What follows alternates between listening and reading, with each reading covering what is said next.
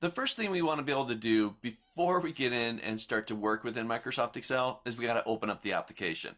Now I'm going to make this a quick little introduction just to opening Microsoft Excel.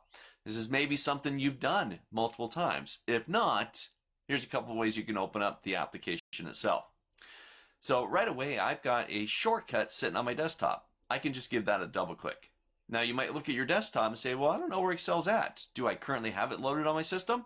Well, if we need to find Excel, we can go down into our Start menu. And here I'm working inside of Windows 10. So all I need to do is either search this vertical scroll here and go look for Excel. There it is. I can launch it here. Or if I just start typing on my keyboard, it'll search my computer and I can find Excel right there.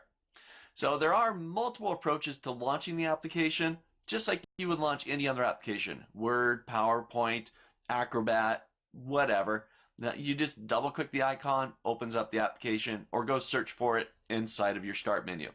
So let's go ahead and do that first. Let's get Excel up and running on our computer. Now because I have the shortcut on my desktop, I'll give that a double click, and this will launch my current version of Microsoft Excel.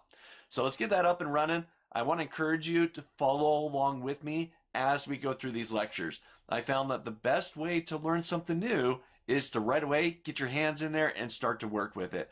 And the quicker that you can apply the concepts that we cover, the better it's going to be for you. So let's get Excel open, and then we'll jump into the next videos and get familiar with the interface itself.